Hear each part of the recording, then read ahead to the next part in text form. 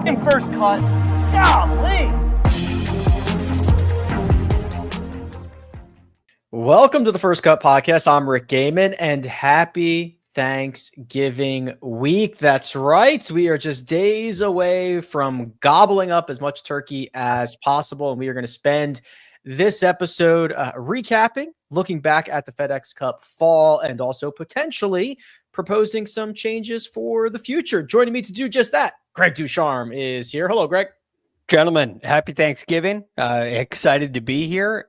What a fall it was. And I'm excited to break it down. I think it was really filled with compelling storylines. And at the same time, I think there's definitely some spicing up you could do with it. So I'm looking forward to breaking it down. Throw a little spice on the pile. Okay, no problem with that. Mark Immelman is here. Hello, Mark. Speaking of spice, is it a bad take if I admit to you guys and our fans that I'm out on turkey? We're actually doing lamb for Thanksgiving luncheon today. You with me?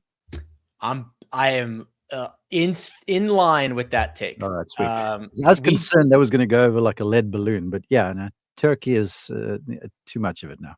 I think it's fine. I don't love it. I think people go bonkers over it and had a let's deep fry it. I'm like, okay, like it's fine, but it's not like the greatest thing in the world.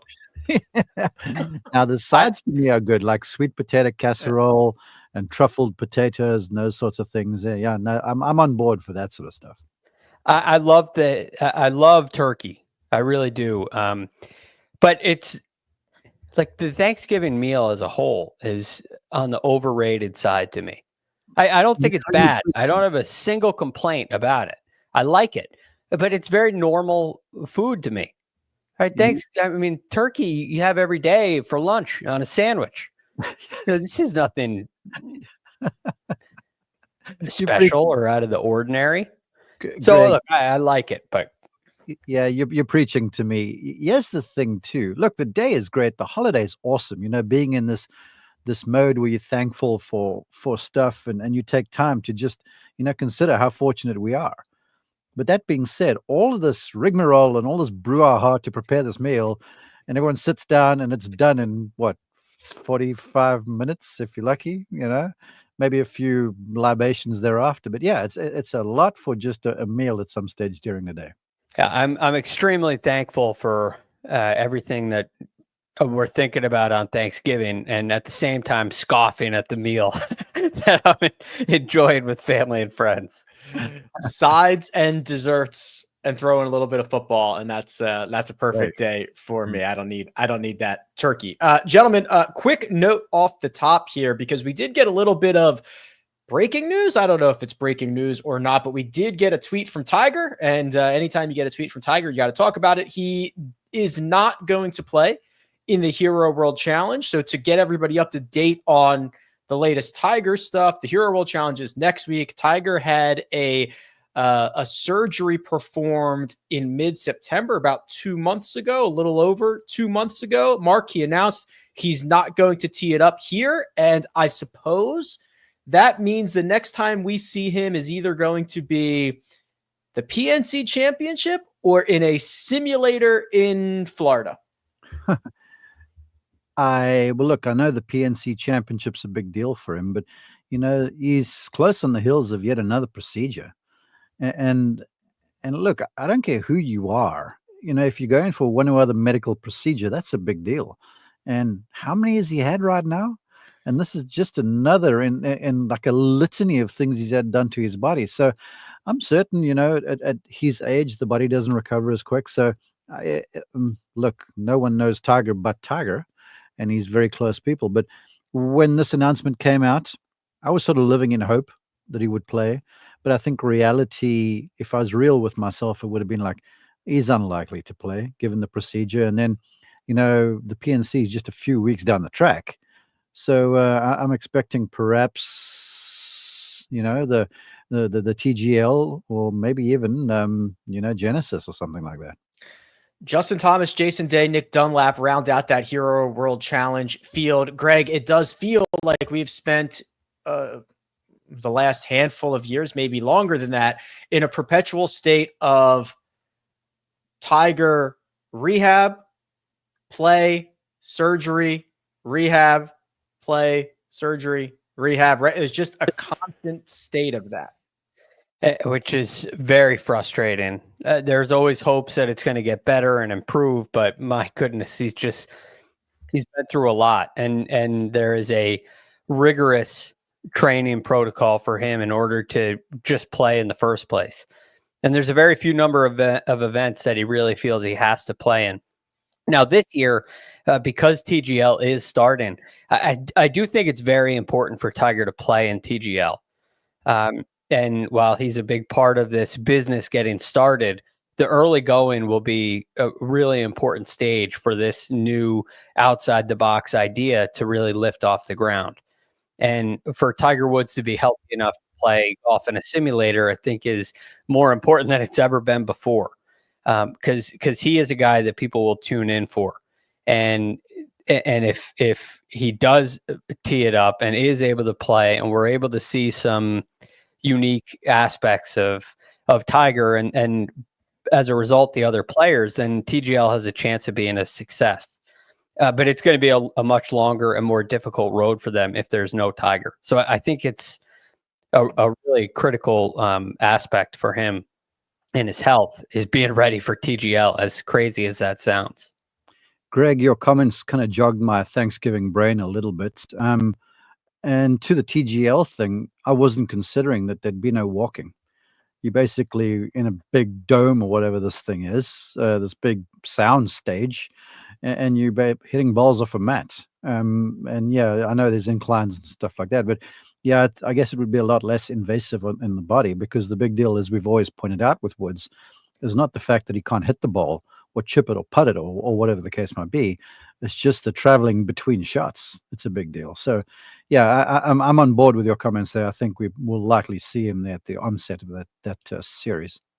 Tiger plays for the Jupiter Lynx. They are scheduled to play their first match on Tuesday, January 14th. So we've got a couple of month and a half before that date gets upon us. Okay, gents, turning our attention to the FedEx Cup Fall. It was 8 events. This is now the second time that we have done this FedEx Cup Fall with the golfers trying to re-earn their spots, and it ends up being guys that are outside the top 50 in the world. And the main objective, or at least one of the main objectives, Greg, is to get yourself into that next 10, that 51 through 60. That gets you into the first 2 signature events of the year. I've got the list that have accomplished that. I'll read them off right here. It's Maverick McNeely, thanks to that victory at the RSM Classic. Mackenzie Hughes, who stayed very much inside the top 10 for the majority of the fall. Patrick Rogers, Nico Echeverria, Harris English. That's 51 through 55. And then Seamus Power, Ben Griffin, Kevin Yu, Tom Kim, and Nick Taylor are 56 through 60. And what's really interesting to me is only 2 of those players won. Yes. Right. Tom Kim didn't win at all this year. I guess Nick Taylor won. So there, I guess, are 3 players in that group that will also play the Century. And so for those guys, it's a really big deal. You get essentially the first 3. I know the Century is not officially a signature event. It's kind of separate to some degree. But you get the first 3 cracks at it, which gives you a great opportunity to continue playing in those through world ranking points or whatever other criteria there are for them to get into the remainder of the of those signature events. So it's a huge advantage for those guys when it comes to keeping your card for next year, because now with the tour going from 125 cards down to 100, every opportunity you get to earn a couple extra FedEx Cup points, a couple extra dollars too, it's going to really go a long way. So big deal for those guys to get in the top 60. Yeah, Rick, and along those lines, you talk about the guys that made it in and got those 2 starts. You look at just outside of that, the folks that didn't get in. You're looking at Lucas Glover, twice a winner, not this season, but last season. Justin Rose, Jake Knapp, who won earlier this year, Minwoo Lee. I mean, just the first few out, including Mark Hubbard, those are some names, if you will. So I think it lends credence to the fact that there are these spots to be earned by that next 10 in the fall, because you saw some, of the up and comers, certainly like a Jake Knapp, for argument's sakes. When I go to events, people show up to watch him play. And the fans, he's got his own little legion of people with a mullet hairdo and stuff like that. So I feel like it's a pretty big deal. And those folks that are just on the outside looking in, they're going to have to kind of get busy at events like the Amex, for argument's sake, or maybe even Sony, to try and somehow get them into that 5, the swing 5, to earn themselves a spot into those things too. So it's sort of a little cool sidebar that we have as we work through the PGA Tour season. One of the things that I'm interested in, Greg, is kind of these 10 guys, and we could draw the line anywhere, but these 10, what this will do for their 2025. I think in previous falls, it was an opportunity to get off to a really good start and earn FedEx Cup points. And then, as Rory and the big boys start coming in January and February, like that, you're holding on the rest of the year. Well, now, I'm looking back at last year's top 10 of the FedEx Cup Fall. And some of these guys probably had career years in 2024 after the 2023 fall. Now, Ludwig's on this list. That probably doesn't count. But, Bo Hostler, Ben Griffin, JJ Spawn all had really great years. And I guess I'm just wondering if that's what we're going to see. If we're going to see kind of what Mark is alluding to, these guys who play so well in the fall kind of allow that to take the next step into the next year.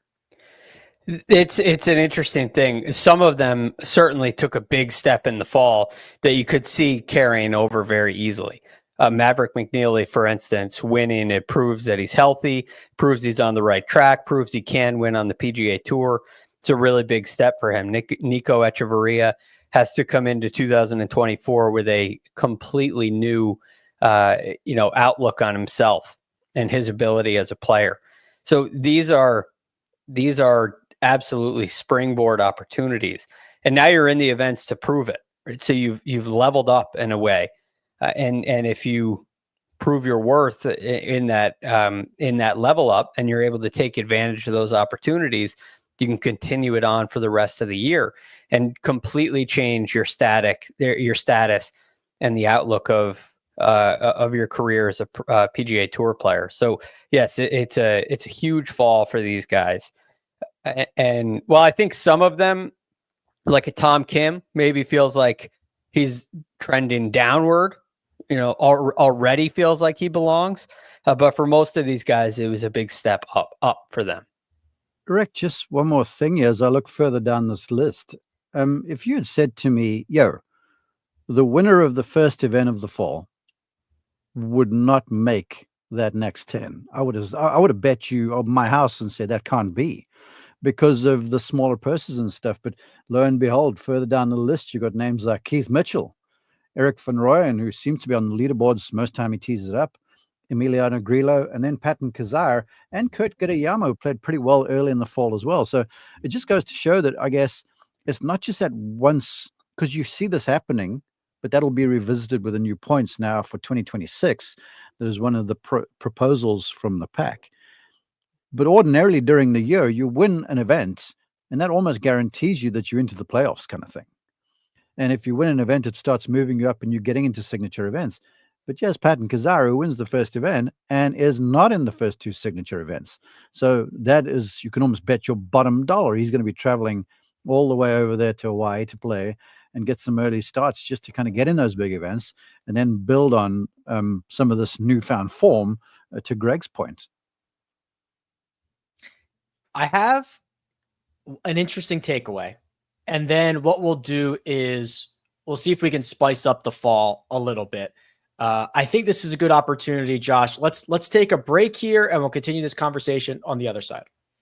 CBS Sports HQ, giving you college football coverage unlike anyone else. We're talking Big Ten. Pre- and post-game coverage. Are you encouraged with the way that this team responded? Along with breaking news. A lot of movement in the rankings this week. Highlights and expert analysis. That streak could be in jeopardy here. Sure. What was your main takeaway from this game? How impressive was his domination?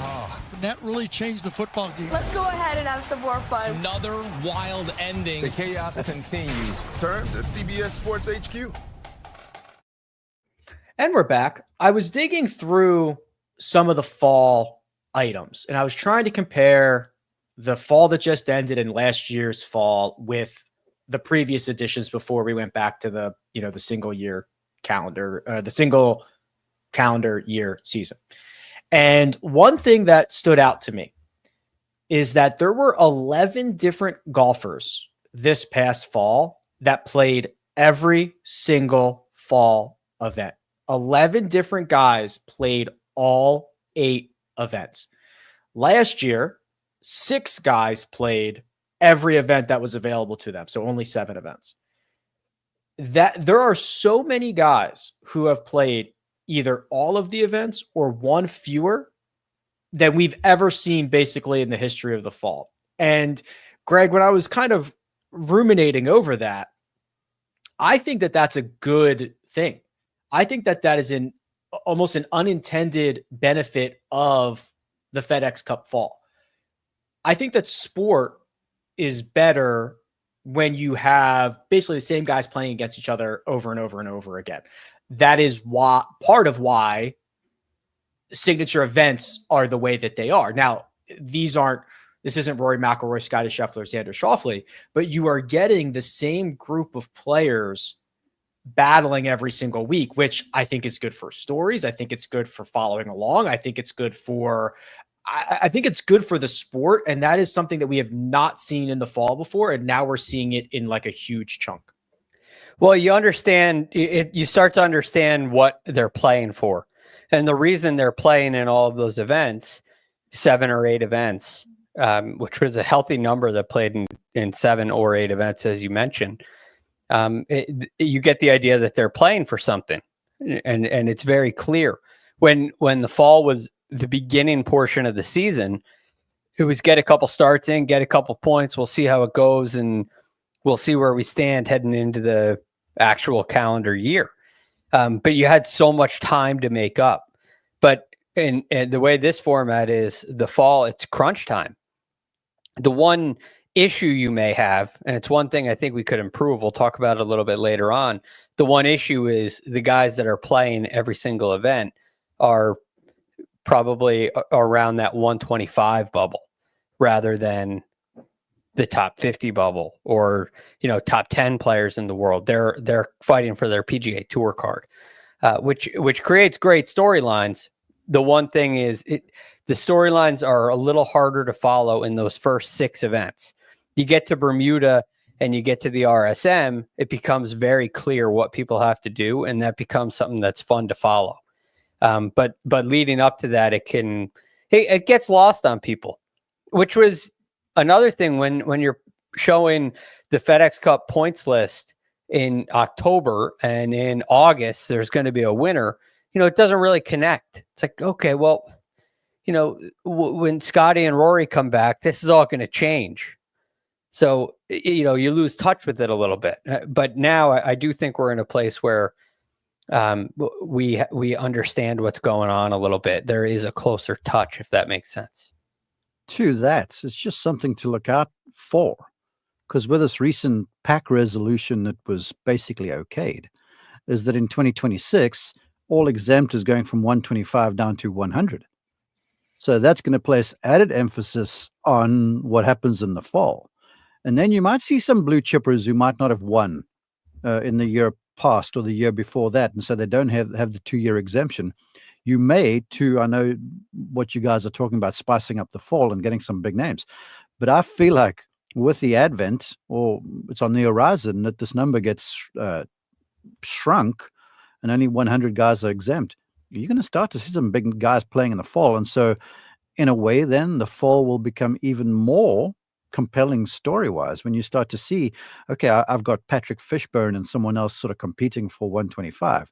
When you suddenly got Jordan Spieth or someone like that in the fall trying to keep his card for the following year because major championship exemptions have run out, or Justin Thomas or someone, it'll be different then, that's for certain. Yeah, this conversation is already turning a little bit future looking. So let's go down that path, Mark. I'll bounce this right back to you. Zooming out on now 2 years of this FedEx Cup Fall, Are there any updates? Are there changes? Are there things that we would want to blow up to make this whatever more compelling, more interesting, improve it in any direction? Well, look, for the folks watching on YouTube, this is not because I'm wearing a PGA Tour T-shirt right now. Okay, I'm not some company homer guy. It just happened to be what I was wearing this morning from the gym. But the way I saw it and the events I watched, with them traveling around to new places like Utah, and then to Mexico, which is going to be a stayer, and then of course to Bermuda and Sea Island and these cool spots, and you mix that in with Mississippi. I think I'm like, there were plenty of great stories. I don't see any real need to start adding to stuff, because I know we were going to talk about things that stood out to us. You know, you have a character in a Joel Damon, for argument's sakes, who became this Netflix darling. Game fell on hard times. Admitted to me that he was struggling with the newfound fame, and then you in the spotlight a little bit more, and all of a sudden he was front and center in the spotlight. I was on the call there for PGA Tour Live at one of the earlier events, you know, to piggyback on Greg's point. And yes, they got the names, the Damons and such, and who are trying to earn their spot in the 125. And we were seeing that graphic often. And it came down to the final day for Joel Damon to earn his PGA Tour card. And then on the flip side of that, you travel to Japan and you got Justin Thomas, who to me looked as good as he's looked in a long time for 4 rounds, making just 1 bogey, finishing runner-up, having his best finish of the year. And then you look at because in the fall you see all the new breed, like the Luke Clantons and stuff of the world. But this time last year, coming off the Corn Ferry Tour, there was one young Pearson Coody, who's like the can't miss kid. And I remember following him at Colonial in maybe Saturday or Sunday, and this kid hit it, and I was like, sweet Jesus, this boy is really good. I see what all the hype's about. And he didn't earn his card. He finished like 131, and his brother Parker didn't finish either. So you get all of that, and then you mix in a story that brought us all to tears in Rafa Campos winning over there in Bermuda. I'm like, to me, the fall was pretty entertaining, honestly, and there's nothing really that I would change. I think Mark's sentiment is very agreeable, Greg, for us. The guys that are in it, the guys that understand the grind, the Joel Damons, the Rafa Campos, like all of that. And I agree. Like I watch golf every single week as much as I can. And I think, oh, this is pretty cool. This is pretty interesting. I'm not sure that always resonates with a larger audience, especially during football season. I've got a couple of ideas, but I'm going to toss it to you, Greg, and see if there are some adjustments, some changes that if you are now golf czar, you would like to implement. All right. I have 2 that are, and by the way, I do agree with Mark's sentiment entirely. I enjoy these stories. And I also think that the entire golf season is pretty darn good, and we don't need everything to be a blockbuster, knock it out of the park home run, right? We don't need Scotty Scheffler and Rory McIlroy playing every event for it to be good. We don't need that. And we went to this model, this schedule, to avoid football from a large degree, because we know the game of golf is not going to compete with football. So all that being said, I think there are a couple improvements that we could make. One goes along the lines of, hey, we're making this PGA Tour much more competitive. And it's a really important aspect that we're going to go to 100 cards. We're going to make it more competitive, more cutthroat, if you will, and tougher to get out on the PGA Tour. So the first proposal that I have would be, what if at the end of the FedEx Cup, the points reset? And if you finished outside the top 70, you are playing in the fall for 30 spots, whether you're 71st This is 156. Okay, Greg, this is similar to I have a very similar idea here. I would have, Mr. Czar, I'd like to see you get that past the player AGM. He doesn't have to. He's the czar. That's what. Yeah, czar doesn't have to run it by anybody. Right. Okay. Okay, cool. It would be very unpopular among the players, and I totally understand that. But still, you look at some of those names that you mentioned, Rick, guys that finished. Like we didn't really need to see a whole lot of Tom Kim this fall for him to make the next 10. We didn't need to see a whole lot. Maverick McNeely is basically 51st or 52nd all fall long, and he won, and it's great. But all he was playing for was a win on the PGA Tour, because he was going to get into those signature events. But if you just simply separated out 71 to everybody else, you have an 8-event Q school. Now all of a sudden the stakes get really high. I think it's easier to follow. The points become a whole lot easier to follow. That group of guys that plays all 8 events increases. Yep. And you have a series that becomes a Q school that I think is a whole lot more fair than a 4 or 6 round Q school like we traditionally have. It's over the span of 8 tournaments. The best players in that group are going to end up in the top 30, which would be the top 100. I think it would be a really cool aspect. Okay, so let me expand on this, because this is we were in line here, and a lot of this for me. So I actually think there needs to be more on the line in the fall.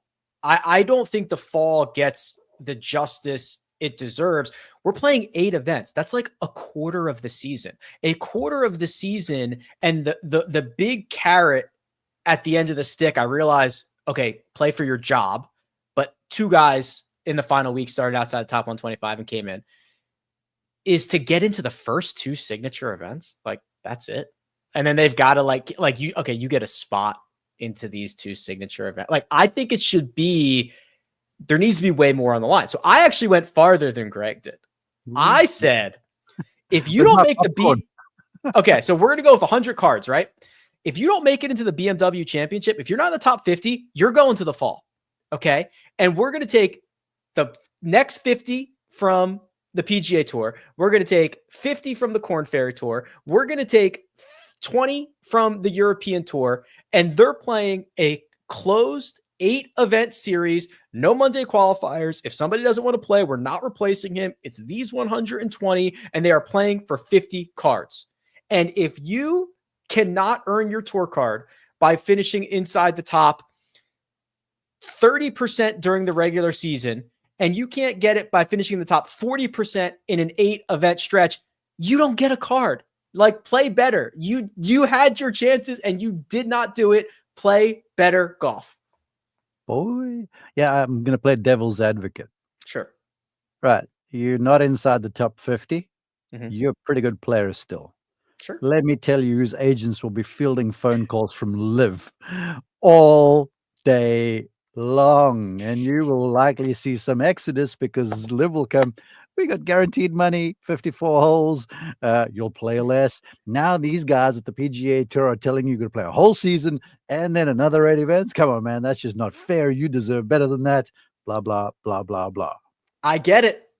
Listen, they're already fielding those phone calls. It's already like, I get it. But at some point, you have got to put the product, and it's got to be like, you want your league and you want your organization to be incredibly competitive. You want it to be the absolute highest end of golf. No offense to Wes Bryant, Joel Damon, Zach Blair fighting for that's not no one's like, hey, we're watching to see who's going to be the 52nd player on the Chiefs rod. Like, no one cares. So let's make it more competitive. Why don't we just do then? Let's say the final 5 guys to earn their card.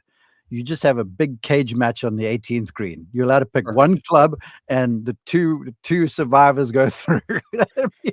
Now you're getting it, Mark. Now you're getting it. Well, Rick, to your point on the fall this year, the carrot at the end of it. One, in those first, really, in my opinion, it's the first 6 events. You could say it's the first 7. Maybe you say it's the first 5. You're not really in touch with that 125 number. Next year it'll be a 100. It's like, okay, well, you're 156th. You need a good week this week, or well, you really need to win one of these tournaments. So it doesn't have the sense of urgency to it. And to get into the first two signature events, Justin Rose was number 60 and didn't play in the RSM. Right? He opted out of playing. That bubble is clearly not a strong enough carrot, where everybody around the top 125 mark who's risking losing their card is playing in that event. But there are guys that are near. Nick Taylor ended up being 60th. He didn't play. So there's a sense of urgency that is lacking in the fall, in my opinion, as well. Taylor played the first few. I remember I was on the call for him in Utah. He was out there, so he did play the first few. Yes, was the end. Yeah. Not the RSM, no. But he was like 58th in that next 10, and decides not to play. Minwoo Lee was right there, played in Australia instead. Is the carrot strong enough? I have another solution for that. So I agree, right? First 6 events, it's kind of jockeying for position, and then you get the sprint to the finish line. So I would actually open this up to the entire year. Here's how you make the playoffs. Finish inside the top 5 of a golf tournament. That's the only way you can get in. Okay? So week 1, guys who finished 1 through 5, boom, ticket punch to the playoffs. Week 2, Scotty Scheffler wins again. Okay, well, the next 4 who have not already qualified. Very, very similar to open qualifying, right? We get to the point of open qualifying where it's anybody in the top 10 who's not otherwise exempt. That's how we start doing it. And now every top 5, top 10, whatever it is, now it matters. You should not be allowed to T31 your way into the playoffs, right? That cannot happen. So you have got to at least one time be inside the top 5, play a minimum of 10 events. That gets you into the playoffs. Well, yes. Look, I'll play devil's advocate again, because with the change, and I guess you're going with 50 in the playoffs right now, right? Whatever number it ends up being. If it's 150, great. If it's 12, great. Well, the numbers have said they sort of bear out the fact that you can't top 25 your way into the playoffs. It's unlikely. You've got to have 1 or 2 big finishes. But if there's a minimum of 10 events, okay, and Scotty Scheffler gets himself in the top 5, and he goes, all right, now I'm going to play the 4 majors, and I'm going to play this and this and that, and then you don't see him for the rest of the year, then we're defeating the whole object, and we'll have the entire Twitter sphere up in arms because we're not seeing the stars play. So I love your idea, Rick. That really was cool. But X on all right. Minimum 16 starts. We'll figure out. We'll figure out what that's. Now you're talking. If you can sort of look at these guys, the McIlroys and the Schefflers and that sort of crowd, Xander of the world, you go, this many events, don't care how many times you get in the top 5. You have to fulfill your obligations as a member of the PGA Tour. That's right. Yeah, there we are. Yeah, now I'm on board. Could also create a situation, Greg, where, Scotty and Xander are clogging up a lot of spots. They just keep 1, 2. They're clogging up a lot. If I'm, I don't know, Justin Thomas, Patrick Cantlay, maybe I go play the John Deere Classic. Maybe I go play an event that gives me a better chance to finish inside the top 5. Yeah, I actually like that idea, because if you finished inside there again, or if Scheffler gets in the top 5, that doesn't mean you pick the next 5 then. Yeah, I can see. Yeah, because he is incentivized to make the playoffs as small as possible. Yeah. Right? So every time he finishes inside the top 5, he is essentially taking a spot away from someone. I can see someone poisoning his energy drink in the workout room before. It's compelling. It is a really compelling idea. I think that FedEx Cup points still works. And I do agree with Mark. Where you think about like Shane Lowry last year, didn't get into the top 70 and played great golf. He didn't play enough, and he only had 1 top 10. So he didn't make it into the playoffs as a result. But he had like 9 top 25s and didn't get into the playoffs. So look, I think the way that you qualify is pretty darn good. I think we could separate the fall from the regular season a little bit more, since it's already separated. It's just right now it's sitting in this no man's land where, oh wait, I was 125 at the end of the Wyndham. I didn't get into the playoff. Does that mean I keep my car? Oh, no. Oh, I got to keep. Oh, so my season carries on. But if you were in the top 70 or if you were in the top 50, there's no more points available for you. There's a strange, Ludwig Oberg's playing at the RSM. There's no FedEx Cup points available for him of any use. So there's a strange thing going on. The fall should be separate, and it should be an 8-event Q school, in my opinion. It's interesting because, Mark, other sports, and I'm speaking specifically about the NBA, they have instituted an in-season tournament. And these, I don't know how many games it is, but these games are different. They count for, like, that's almost what Greg is proposing here, is like, this is a capsule. This is everybody starts at 0. You can earn everything in these 8 events, or you cannot. It's almost like an in-season tournament at the end of the season. It's like summer school. It's like summer school, which is terrible. No one wants to go there. Look, yeah, I think your guys' ideas are fantastic. And I know we're sort of hypothesizing and having some fun, but I'm being completely self-serving here when I go, look, I've got, I think all told, about 23 events I'm working next year, maybe 24. And I don't really care to work very many more. And that's just me walking around talking about a game. The guys that are playing this stuff, that's you're playing basically a minimum of 5 rounds of golf. And anyone listening to this, if you got grand ideas, go play 5 rounds of golf straight. And then you practice before and after. And then you have and you're not playing at 12 o'clock every day. Your one tee time's at 7:05 and the next one's at 2:45. And you do that for a few weeks straight, see how you feel. You'll see how these guys want to take a little time off. Mark, when I'm czar, you'll be up to 50 events, my friend. You'll be at everything. Well, you know what? I'm happy to negotiate. I really am. That's right. That's right. It comes with a pay increase. I know that. Anything else? Any other crazy ideas? Any other notes here? I mean, Josh has a couple of great notes that we kind of touched on some of these. Now they're, the Asians, what used to be the Asian swing is now a standalone Japanese event. I think we talk a lot about kind of going globally, but Mark pointed out, I mean, it was Japan, it was Mexico, it was Bermuda, it was Georgia. It was fairly global. Anything else that we're missing on here?